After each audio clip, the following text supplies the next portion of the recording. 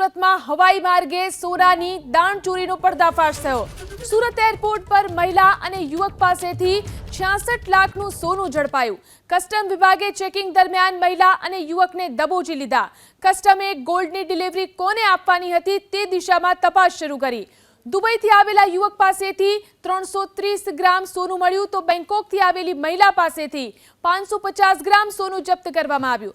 Custom ડ્યુટીમાં ઘટાડા બાદ airport પર ગોલ્ડ સ્મગલિંગમાં ઘટાડો થયો છે। સુરતમાં હવાઈ માર્ગે સોનાની દાણચોરીનો પર્દાફાશ થયો। સુરત એરપોર્ટ પર મહિલા અને યુવક પાસેથી 66 લાખનું સોનું ઝડપાયું। કસ્ટમ વિભાગે ચેકિંગ દરમિયાન મહિલા અને યુવકને દબોચી લીધા। કસ્ટમે ગોલ્ડની ડિલિવરી કોને આપવાની હતી તે દિશામાં તપાસ શરૂ કરી। દુબઈથી આવેલા યુવક પાસેથી 330 ગ્રામ સોનું મળ્યું તો બેંકોકથી આવેલી મહિલા પાસેથી 550 ગ્રામ સોનું જપ્ત કરવામાં આવ્યું।